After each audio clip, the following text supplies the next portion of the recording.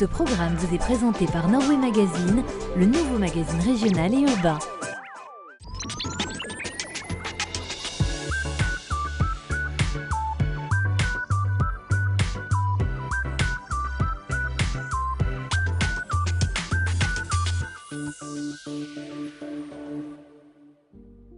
Aujourd'hui, je fais un gros mea culpa à l'heure à laquelle se tient à Marseille le Forum mondial de l'eau. Je n'ai pas de reportage sur le sujet. Pourtant, la ressource en eau est un vrai problème, même dans notre région. Malgré tous les clichés, les précipitations demeurent insuffisantes pour l'alimentation des nappes phréatiques. Alors il va falloir gérer. Voilà pour nous, mais dans le monde, près de 900 millions d'individus n'ont pas accès à l'eau potable. Et donc à Marseille, 20 000 intervenants venus de 130 pays se penchent sur le problème. Mais bon, revenons à notre région. Près de Douai, les élèves du lycée agricole plantent des haies bocagères en plein champ.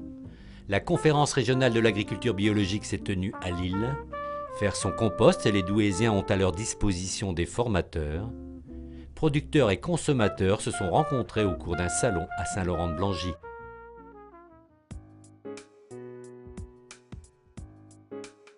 Je sais, j'ai un peu tendance à me répéter dans cette émission, mais notre région manque toujours singulièrement d'espace boisé. 7,3% de la surface contre plus de 27% de moyenne nationale. Et cela a des conséquences. Disparition de la biodiversité, érosion des sols, inondations. À Flers-en-Escrébieux, près de Douai, Pocheco Canopée Reforestation a organisé la mobilisation presque générale. Au sécateur et à la bêche, les élèves de première section aménagement paysager du lycée agricole de Wagnonville. Donc on va planter toute cette zone ici, au niveau donc en double haie. Ils participent ici à un vaste projet de plantation d'arbres à Flers-en-Escrébieux près de Douai. Une occasion d'étudier sur le terrain les variétés et essences locales nécessaires pour constituer une jolie haie. On est en train de replanter pour recréer une haie bocagère et pour permettre au gibier de pouvoir s'implanter ou s'installer durant l'hiver à l'abri du froid et de se nourrir en même temps. Cette action est le fruit d'un travail collectif mené sur toute la commune. Il est piloté par Pocheco Canopée Reforestation. La municipalité, la société de chasse, l'Union écologiste de Flers et les agriculteurs ont mis en commun leurs forces pour redonner au paysage un aspect perdu au fil des remembrements.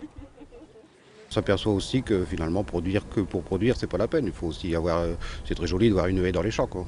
Moi j'aime bien me promener dans les champs, voir des lapins, voir des lièvres, des perdrix, puis voir une haie, c'est joli aussi. Ça aide à protéger un petit peu le gibier pendant l'hiver. Et puis après, bon, ça ramène normalement toutes sortes d'insectes qui devraient être bons pour la culture. 5 parcelles sont concernées et à terme, 1700 arbres seront replantés. Charmes, érables, fusains, cornouillers pour les haies. Mais pommiers, poiriers et pruniers viendront aussi enrichir le patrimoine arboré de la commune.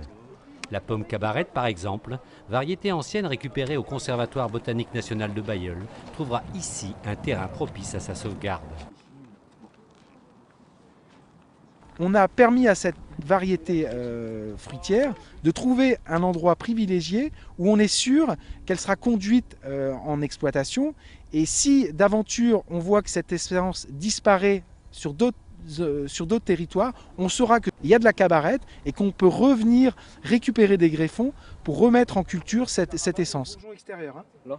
Alors regarde toujours ton bourgeon. Lui c'est comme ça. Donc lui il va partir là, à mon avis c'est celui-là, ouais. Flers-en-Escrébieux espère bien prouver à tous l'intérêt d'un tel projet et inciter d'autres communes du Douaisis à imiter son exemple.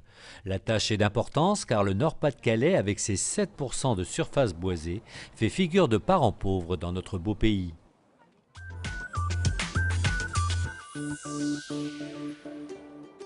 Développer l'agriculture biologique, ce n'est pas seulement convertir les producteurs, mais aussi construire toute une filière, stockage, transformation, vente. Alors tous les acteurs se sont réunis au Conseil régional pour essayer de travailler de concert et préparer les orientations de demain. Important parce que le Nord-Pas-de-Calais est plutôt dans les derniers de la classe. État, collectivités locales, agences de l'eau, entreprises, formateurs, producteurs, agriculteurs, ils étaient tous là, ou presque, pour la conférence régionale de l'agriculture biologique en Nord-Pas-de-Calais. L'objectif, créer les conditions pour accélérer le développement de la filière bio dans une région parent pauvre en la matière. 0,8% de la surface agricole y est consacrée et l'objectif est de passer les 1% d'ici 2012. Alors la solution est forcément collective. Le marché est là, les consommateurs sont là, les marchés et les ventes augmentent de 10, 11, 18% suivant les productions, donc il y a bien un marché. Le tout, c'est d'agencer, alors c'est de mettre en lien l'ensemble des acteurs et des parties prenantes de la filière, c'est-à-dire à la fois les distributeurs, les transformateurs, les producteurs, les consommateurs, et de faire qu'on puisse créer ces outils d'interface pour qu'à un moment donné, on n'ait pas toujours cette partie de ping-pong entre dire il n'y a pas l'offre et les autres qui disent il n'y a pas la demande. Non, il y a l'offre et la demande aujourd'hui. Le problème, c'est de mettre ça en musique. Dans l'hémicycle, il y a les inconditionnels militants de la première heure, mais pas seulement. La Chambre régionale d'agriculture, par exemple, tournée plutôt traditionnellement vers l'intensif, travaille à établir des passerelles entre le conventionnel et le bio. On a deux défis, ce sont les articulations marché-production, et le deuxième défi, c'est la compétitivité des exploitations en agriculture biologique pour pouvoir répondre aux attentes du marché, surtout les marchés de longue filière, grande distribution, restauration collective. Et comme tout chef d'entreprise, l'agriculteur s'adaptera à la demande qu'il y aura, ça, il n'y a aucun problème là-dessus, j'ai aucun doute sur cette question-là. Actuellement, le Nord-Pas-de-Calais compte 264 fermes bio. Elles représentent 6 897 hectares. L'augmentation de cette surface peut contribuer de façon significative à la préservation des ressources naturelles de notre région, et notamment en ce qui concerne l'eau.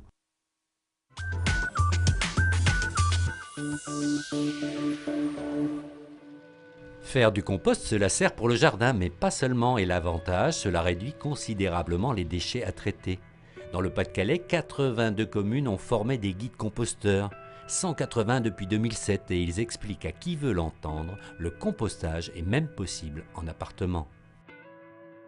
Vous voyez que j'ai mélangé du sopalin avec les épluchures de fruits et des épluchures de légumes.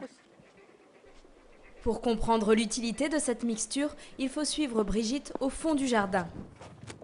Alors voilà le composteur. Là, j'ai mis quelques morceaux de carton pour protéger un peu les vers du froid. Et là, maintenant, je vais vider mon bioseau. Comme ça, je l'ai vidé. Pour réussir son compost, il faut 50% de déchets verts, comme les épluchures, les filtres à café, et 50% de déchets bruns, comme les coquilles d'œufs et les mouchoirs. On n'oublie pas de mélanger, d'aérer et d'humidifier. Et tranquillement, je vais dire, les petits vers vont faire le nettoyage, ils vont manger ça et vont me donner du compost. Le bac de compostage doit être vidé 2 fois par an dans le jardin pour servir d'engrais. Et pour ceux qui vivent en appartement, Brigitte a la solution. 2 bacs superposés et quelques vers de terre. Il n'y a plus qu'à récupérer le liquide ainsi produit. Et qui me sert. Là, c'est le liquide que je récupère de mes petits vers, du compost. Et ça me permet donc de mettre ça à mes fleurs, aux fleurs, même sur le jardin. Et ça fait un très bon engrais. Bien sûr, il faut le diluer. Brigitte ne se contente pas d'appliquer le compostage chez elle, elle prêche aussi la bonne parole à l'extérieur. Aujourd'hui, elle intervient au collège Saint-Jean de Douai. Vous avez les déchets verts et les déchets bruns. Les déchets verts, c'est quoi? C'est tout ce qui est végétal. Tout ce qui est végétal. Et qui Après 1 heure d'intervention, les élèves ont retenu la leçon. On va mettre des épluchures, des pommes de terre, des pommes. Il y a des petites mouches qui viennent. Il faut mettre un journal dessus, humidifier ça. Je ne savais pas. Tu mets un petit peu de tout. Brigitte espère que les enfants transmettront ces enseignements à leurs parents et que le compostage deviendra peu à peu un réflexe chez les jeunes générations. Donc vous avez par exemple...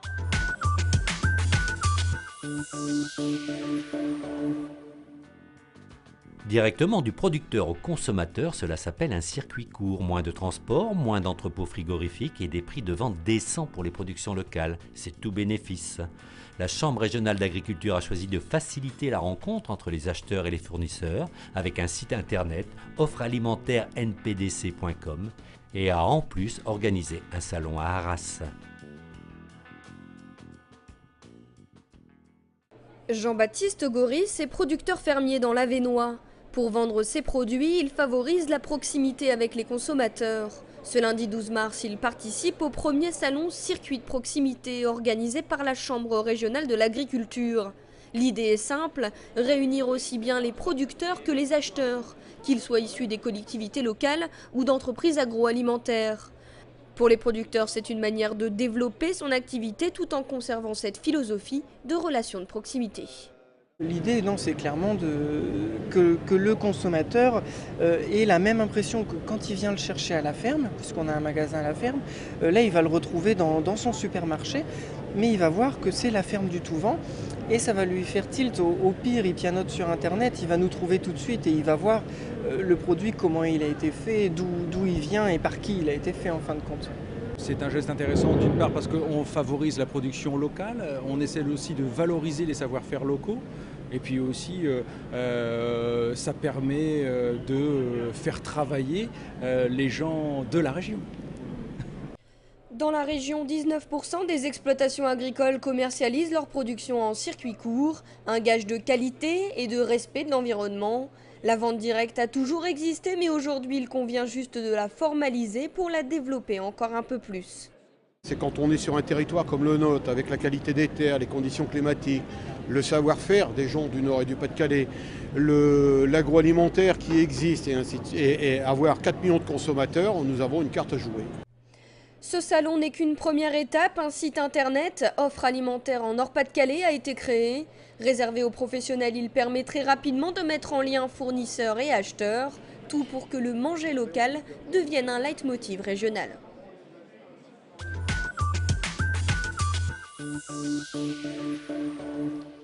Voilà, c'est fini pour aujourd'hui. Nous, on se retrouve dans 15 jours, même endroit, même heure. Et n'oubliez pas, la vie durable, c'est aussi sur weo.fr et même sur vos smartphones. Retrouvez cette émission et bien plus sur weo.fr. Ce programme vous a été présenté par Norway Magazine, le nouveau magazine régional et urbain.